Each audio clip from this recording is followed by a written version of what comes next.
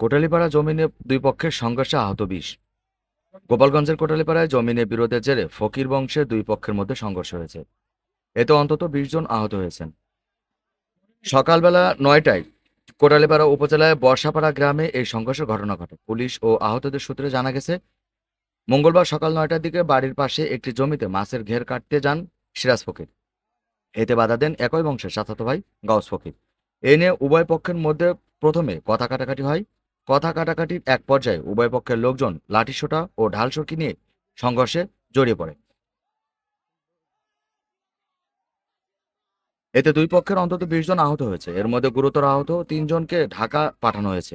বাকি ৯ জনকে গোপালগঞ্জে ২৫০ শয্যা বিশিষ্ট জেনারেল হাসপাতালে ভর্তি করা হয়েছে। এই ব্যাপারে কোটালীপাড়া থানার ওসি মোহাম্মদ আবুল কালাম আজাদ ঘটনার সত্যতা নিশ্চিত করে বলেন, বিরোধী বিরোধীয় জমিতে ঘের কাটা নিয়ে এই সংঘর্ষ হয়। এতে বেশ কয়েকজন আহত হয়ে হাসপাতালে চিকিৎসা নিচ্ছেন। এখন পর্যন্ত কোনো পক্ষ অভিযোগ করেননি। অভিযোগ পেলে আইনানুগ ব্যবস্থা গ্রহণ করবে।